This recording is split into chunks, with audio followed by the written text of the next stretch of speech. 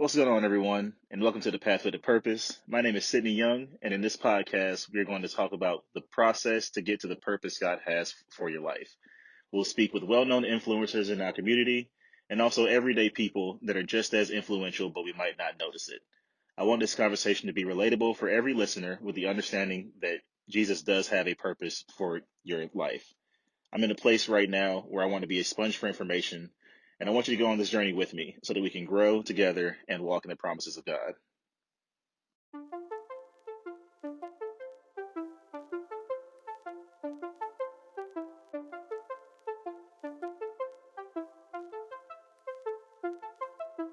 Hello, everyone, and welcome to the Pathway to Purpose. This is the first episode, and I am so excited to have one of my best friends, Philip Sasser, here with me. What's going on, Phil? What's happening, Sid? All right, so excited to be here, dude. We are going to talk about what it looks like to say yes to God when He tells you to do something. And I'm super excited because this guy here has one of the most awesome spirits. And when he said yes to God a couple years ago, just to being His child, like your life just started storm rolling. Can you tell us a little bit about that and what it was like?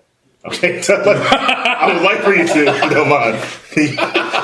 Please. So I grew up going to church every Sunday morning, every Sunday night, every Wednesday. That's just what we did. We grew up going to church. We were part of a church that started meeting in like living rooms, and then had to move into like storefronts, and eventually got to the point where they bought a building and built a church, and church is actually still there in Great Falls, Montana to this day. Still the same pastors, Dr. Sheldon Shear. So the church is still out there. But I grew up there, doing that every Sunday morning, every Sunday night, every Wednesday night. Mom and dad would have Bible study in the house and things like that. So, I grew up in that, up until I was about, I guess, 8 or 9 years old. And then we moved from Montana, Great Falls, Montana, to Texas. And then Grandma drug us to her church, and she went to some mega church, 45 minutes from the house or whatever. So we did that for the year we were there. Dad was in the Air Force, and he was gone to Korea. And so when he came back, we moved to California, and we just never. That was it. We just never went again. Okay, I never pursued it on my own. So I went years and years without bothering. So church was a big thing when you were younger. Even then, when you were going, was it like, did you have like teaching at home about it, or was it just like we just went to church? Oh no, dude, we were all in, dude. Like we were all in. Like there was teaching at home. There would be Bible study at home. We were all involved with. We were involved with the construction. We were involved with. There was always vacation Bible school. Yep. Any sort of church event, like the Sasser family was there. Like we were a part of it. Okay. Any sort of church event. So it was really like it was a church home. Like when I was a kid, all my friends wanted to do, all these things. Like who knows? Like some of them might want to be police officers, or some of them may want to be firefighters or teachers or whatever, bankers, whatever. Baseball players, football players. Mm-hmm. I always wanted to be like Pastor Shear. Yeah. That was what I always wanted to do when I was little, and still haven't yet found my path to there. But that's always what I want to do. But I did go years and years without church. Honestly, if we'd have met 4 years ago, we probably would have become friends. Maybe, I don't know. That's crazy. I don't know. It kind of is nuts because we did become really good friends really quick. I got a story about us becoming friends later, but. So we both go to Elevation Church, Columbia. Yeah. How did you get there? Like, tell me the story about how you got there. Like, because I feel like that's your yes. Like that's when it started. When the thing started to just storm roll into your life. Well, it was a slow roll. Slow roll? Okay. It was a slow roll. From the outside, it looks like a storm roll. It really started as a slow roll, and it did. It became something from there. But it really was a slow roll. Several years ago, Sid, I was the guy that would go around and tell you that organized religion is a crime. There's pastors, so you'd be making all this money, blah, blah, blah, blah, church merch. Yeah, there's a God, but who needs to go to church and whatever? Like, I don't need any of that. Mm-hmm.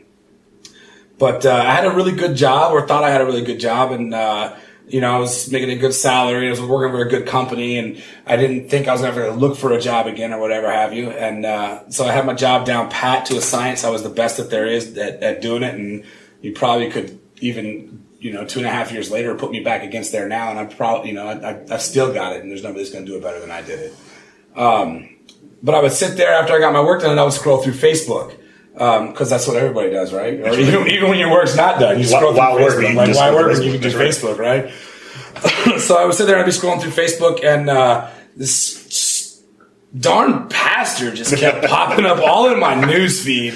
And I don't know why. And I didn't know who he was, and I didn't care about who he was, and I didn't have time to watch these friggin', 15, 20, 45, however long. I didn't have time. I didn't care. I didn't have time. I wasn't reading none of the stuff that was there. I was just scrolling. But I was sitting there one day, man, and I was scrolling. And let me rewind real quick to Christmas the year before that. Because that's when I realized that I wasn't doing right by my children, because my son did not know. Probably 16, 17. Okay, yeah, 16, 17. Because my little boy, my dad and my stepmom would always bring gifts. Not always, like just lots of things, So not necessarily like extravagant things, but just things. They would always bring lots of things. So they showed up one year for Christmas and they didn't have the things. My stepmom had taken, and dad and my stepmom had always been going to church. But my stepmom had taken some cans and had repurposed the cans, and she made them into a nativity scene, but it was also a spend, save, give set up, right? And Jake got mad. Yeah, Jake got mad because he didn't know. I never taught him. Of what it? I never taught him the meaning of Christmas. He didn't know. He didn't know. He would have known who Jesus was if he'd asked. He thought it meant. So he thought it was all about getting those things. Yeah. So anyway, now fast forward to me sitting in my chair, and there I am sitting there scrolling through Facebook, and this thing pops up, and it's Stephen Furtick 1 minute motivation, and I was like, okay, all right, dude, like you got a minute, you got. You're scrolling through Facebook anyway. Like, you got a minute. That's right. So I clicked on the video, and it really spoke to me. It really, really, really spoke to me. And so from there, I just kind of searched it out and started to find out more about, who is this Pastor Stephen Furtick guy. And it seemed like every time I found a video or a message from him online, it was always relevant to where I was at the time.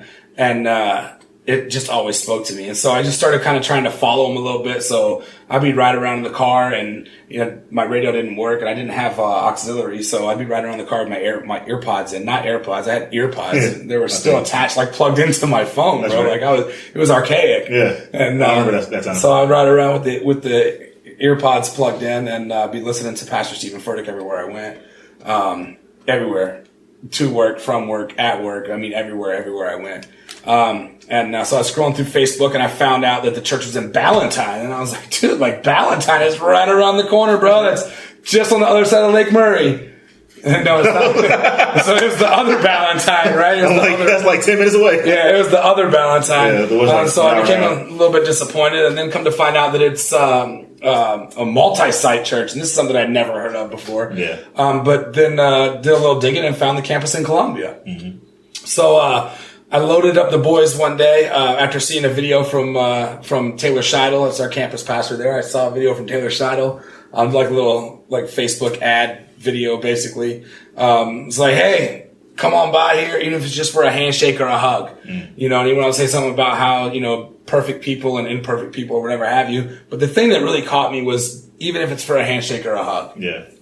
And I was like, okay, I could do this. I could go to church. I could do this. I feel like I could go and hang out with those people. And so I loaded up the boys one Sunday, put them in the car, drove downtown to the address, 900 Senate Street. By the way, 1007 Pendleton Street is the actual address for the parking garage. Is it? It is. It's 1007 Pendleton Street. Don't get there, you'll see me there. 1007 Pendleton Street is where we park. I will be outside. But anyway, I went down there and I drove around the building. I drove around the whole building where Ruth Chris Steakhouse is at. In case you're having a hard time finding us. So I went down and I drove around the whole building, man. And when I went, dude, there was 12 or 15 signs, like A-frame signs out all over the place. There was all those huge elevation flags, like probably 4, 5, 6 down there in the front of the garage. And on the other side, on Park Street too. Is that Park Street maybe? Anyway, the other side to across this, just around the corner. Don't go to that side. You want to come to 1007 Pendleton. So there's all the flags everywhere. But I went down there and I drove around the building, and I told Jake Jackson. I told him too, but he was too little anyway. So I was like, "Hey, can't find it, guys. Let's go to McDonald's. We're gonna go home." And so that's what we did. I turned around and went home. And that was a day that you were looking forward to, right? So maybe it was, maybe it wasn't, but for whatever reason, I didn't go that day. Yeah. I did not go that day. I turned around and I went back to the house. So the following week, which would have been the September, October, no, so August. It would have been the last week of August. Is when I went back. And so I jumped in the car and went back. No, it was the first weekend of September. The last week of August, I drove around the building. The first week of September, I showed up and I actually went. But I had Kennedy with me at the time. You guys can't see it, but Kennedy's sitting over there on the floor playing on her phone. So I had Kennedy with me, and so there I was, man. I pulled up, and this giant of a smile met me. It's a guy named Lane. I love that dude, and he's the one who met me and, greeted me. He was like, "Hey man, welcome to Elevation, put your flashers on, let them know you're VIP, go on up." So I got my VIP parking, and it was cool, man. I was scared, bro. I was scared. So I got the parking, I got out of the car, so I'm holding Jake by the arm. And, if this kid is liable to say anything to anybody, yes, he is. And any number of words might come out of his mouth. You might think that he is, former Navy or something. Anything might come out of this kid's mouth at this point. And, so I got him by the arm and I'm basically dragging him into church and I'm carrying the baby and he's like, I don't know, 4 or 5 months old at this time. He's tiny. And then, my teenager is carrying her whole attitude with her.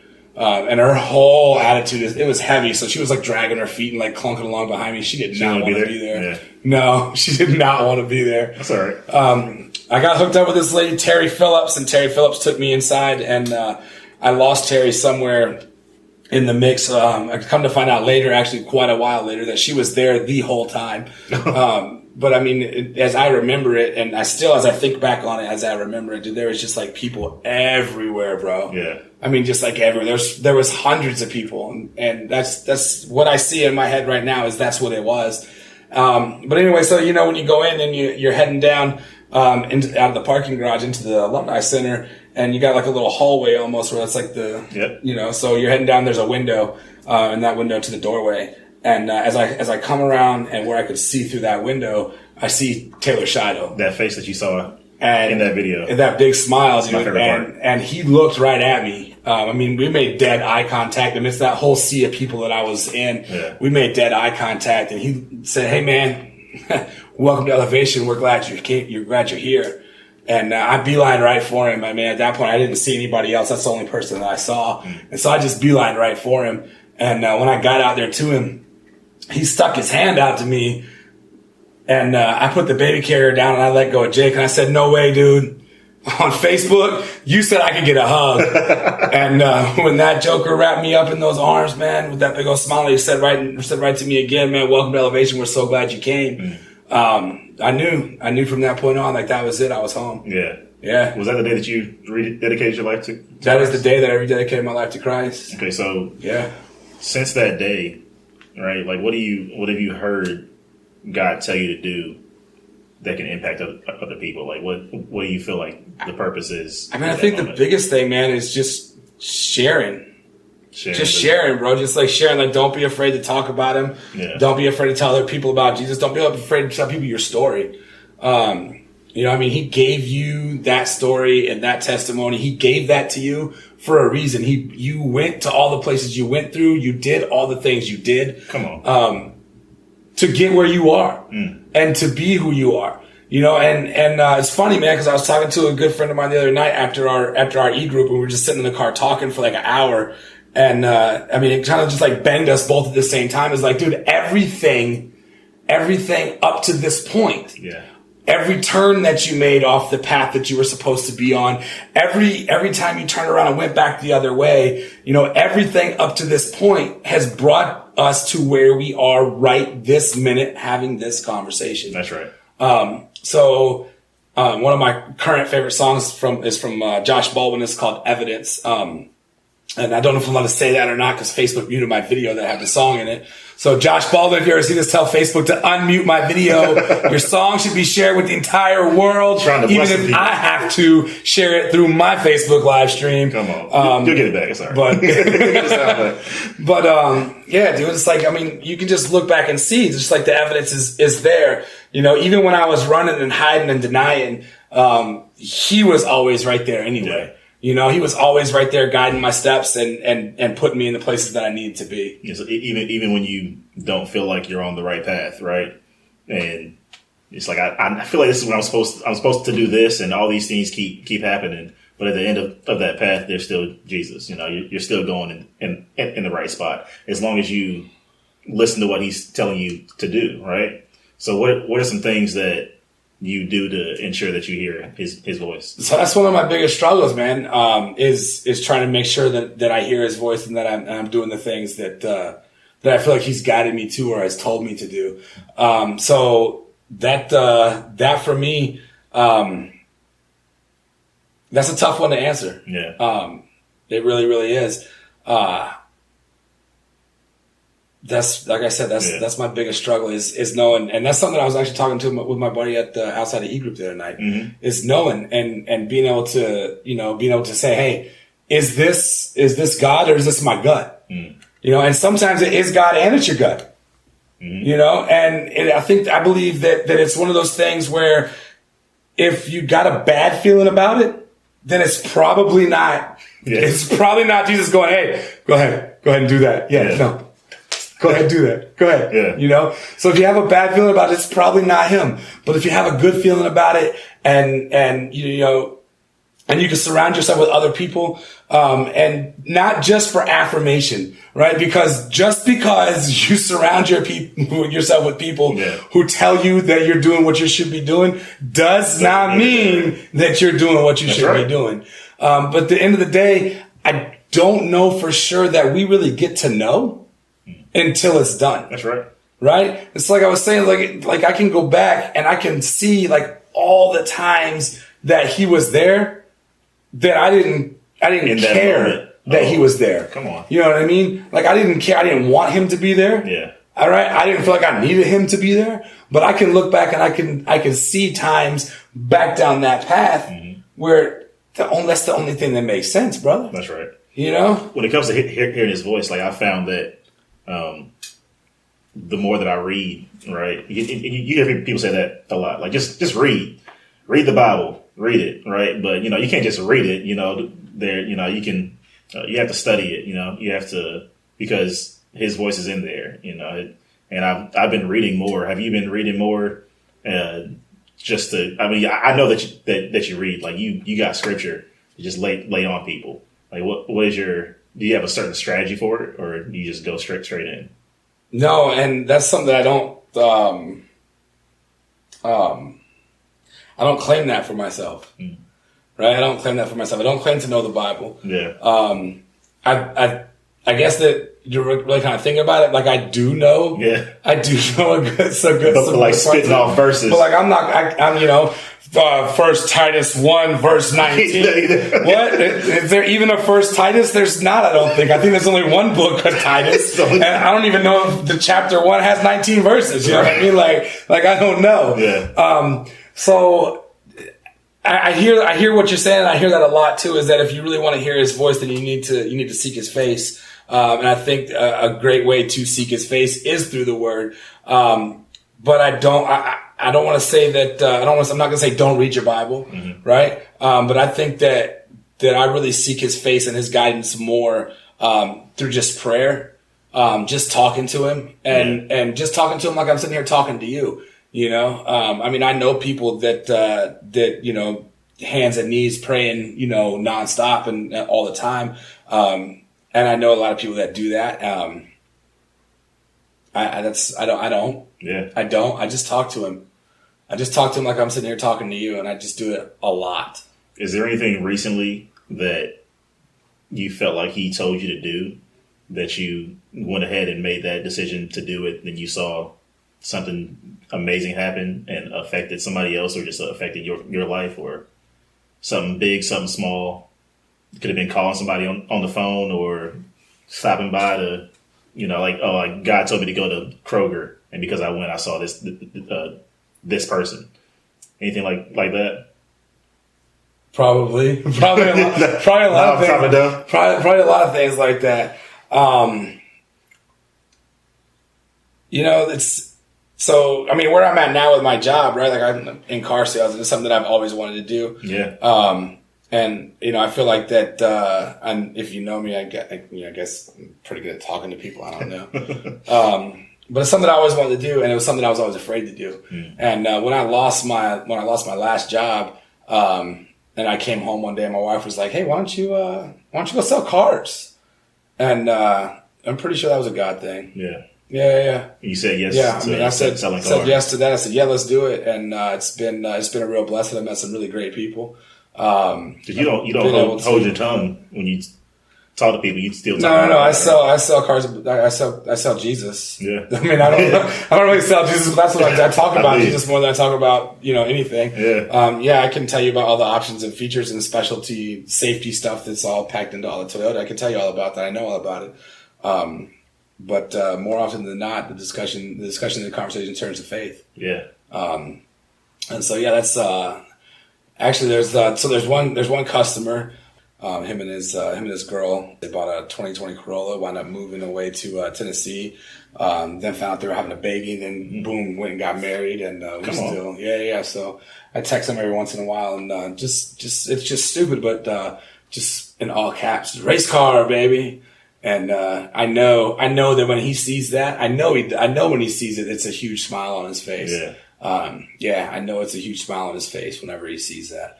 And I feel like that's just a little something that every once in a while I do. And I know it's a huge smile on his face because he texts me back within the next couple of minutes, race car, baby. So. God still has you just spreading joy to people. And being able to connect with people, Yeah. I mean, personal connections are very important, which is something that I've been recently trying to make sure that I do, because I'm bad at like keeping in touch with people, like calling them. Yeah, me too. And I'm horrible at it, but I feel like it's so important because when you do that, you just letting people feel like they are worth talking to, because a lot of people don't feel like they are. Well, especially right now. Yeah. With all the, and I guess, I mean, we don't have it, I guess, so bad here, as some other people are going through in some other states and not even too far away from us. But yeah, I mean, especially right now, man, we're like, if there's just, I mean, take church, for example, dude, like, before the shutdown and when we couldn't go to church, I mean, we were seeing like, I want to say it was roughly, 600-800 people at 9:30 experience and 600-800 people at the 11:30 experience. Yeah. You know what I mean? We were really, it was we're firing on all cylinders and things were getting out of control, I believe. Yeah. I believe things were getting beyond our capabilities, and beyond how we were equipped. And then boom, he shut it down. Yeah. I say he shut it down, and then I'm not talking about like the governor or, the president or whoever. He shut it down because it all happens at his time. That's right. So when he shut it down, boom, then the word started reaching more people than what we were reaching. Come on. Live and in person. Come on. And it just started spreading and viewership on not just in Elevation, but viewership on churches, on internet churches and YouTube, Facebook Live. I mean, viewership went up exponentially across the board for all platforms. Everybody who was out there speaking the word, viewership went up. And so the word got out. That's right. Right? And as the word continues to get out and continue to spread, then things started to, so boom, we'll have watch parties. We'll start gathering together. And you know what it says in the Bible, where two or more gather in his name, so he shall be. That's right. And so, I mean, that's what we were doing. And we were starting to gather and gather and gather and now gather. And then, and you asked me something. Have I really asked him for something or been thinking, and then boom, seen that happen? Yeah. And yeah. So, I do the parking and elevation and I mean, so the first day you were there when we went back the first day on the second week when we were doing we were going to go once in a while. So you were there for that. So there's one guy in particular that I've really been praying for to see. And I didn't keep in touch with him over the whole shutdown, or I didn't reach out to him not a single time. So we're talking about I'm not that great with that kind of thing. Yeah. I've got my 4 or 5 people that I cling on to, and I reach out to them constantly. And maybe I'm gonna make this guy one of them. But so I was down there. I've been doing my parking thing now for several weeks, and I've been praying to see this guy's truck. I've been praying to see it. Praying to see this forerunner. I know this guy. I know he's coming back. Yeah. I know he's coming back. I've been praying to see it. And so there I am last week, man. And I see this forerunner coming around the corner. What? Man. I see the forerunner coming around the corner. I didn't have to wait for it to get closer. Wow. As soon as I saw it, I knew that was it. I knew that was him. And so, I stepped out in front of it when he got there to turn in. And I was like, nah, bro. No, sir, bro. You get out of that truck, dude. Get the hug. And, yeah. I just wrapped him up and we stood there, dude. And we were both pretty emotional about it. And I told him, I was like, bro, I've been praying for you to come back, man. I've been praying for you to come back, and here you are. And, sure enough. So that's one of those things, just a little thing. I was just asking God, be out there on Sunday asking God, all right, bring Ben around that corner, bring him around that corner, bring him around that corner. Yeah. And then so it just so happens he showed up. That's what I'm talking about. When we're about to finish with favor. You know what I mean? Like, come on, that's man. Right. So he works and moves in his own time. Yeah. And he let me go through and do all the things that I did, because there were some times when I was not a very good person. Yeah. And he let me do those things and make those choices and go through all the things that I went through, and avoid, somehow, avoid any real worldly consequences. Yeah.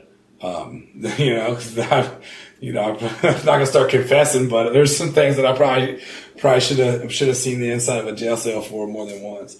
But with that change, God has used you to affect so many people, right? That's what I hear. Yeah, that's what I hear. The first day that I met you back in 2017, 2018, 2 years ago. Whatever. Yeah, it was 2018. It was at 18. It was at E Group. Yeah, and November-ish. I was pretty quiet there. Like I still wasn't really talking. At E Group. But I knew you were cool because you brought the pizza. I brought the pizza every week. I didn't pay for it. I didn't steal it either. But you brought the pizza though. But I saw you, and you were always this lively guy. I was like, man, this guy's awesome. Like, it would be cool to be his friend. Like, oh my gosh, it would be cool to be this guy's friend. And I'm like, it'll never happen. I'm too quiet. And not knowing that you had recently given your life to Christ, and then here we are 2 years later. You're one of my best friends. Oh, yeah. And it's like you have impacted me. You give me a great, encouraging word almost every day of my life. And I thank you for it, man. You part of the reason why I'm sitting here today. Like, you're the only reason why I'm sitting here today. Because nobody else was going to ask me. Eric's obviously not doing it. Y'all can't see him. He's on the other side of the camera. He's laughing. Like Eric. Wipe it down. I can't do that. So, shameless plug. Another God thing. Not shameless. Well, this is sponsored by Sky Media. What are you talking about? Another God thing there. That was kind of like a thing, right? Like, like I met this guy and I was like, hey, Sid, I don't know if this would work, but hey, boom, here's this guy's information, and I'm not going to give it to you over the phone. You got to come see me, you got to come see me. I'm not giving this over the phone. This is not over the phone information. So you come see me, and then the conversation comes about like, hey man, I know you guys got this thing going on, and you guys are, out there like taking pictures and being photographers, and, kind of something that I kind of, really would, like to be a part of. And you're like, bet. I'm kind of like watching you guys like start to like explode, and I'm like from the outside, I'm like, man, like that's so dope that these guys are doing that, bro. And it's like one of those things where like, I wonder if, like kind of the same thing, right? Like, I wonder if he'll be my friend. Yeah. You know what I mean? Like, I wonder if there's any interest, you know? I mean, like, I like to take pictures. Obviously, they like to take pictures. You know, they call it Scott Young Media Group for a reason. You can't be a group with just two people. With just two people, you're just a couple of guys, you know? So, you know, I threw that out there to you, and you were like, yo, let me take it to the heads and let's see what's up. And the next thing I know, here I am over and we're talking about getting something, you know, really, really, really happening. Yeah. And you know, we see the blessing that's already set before us.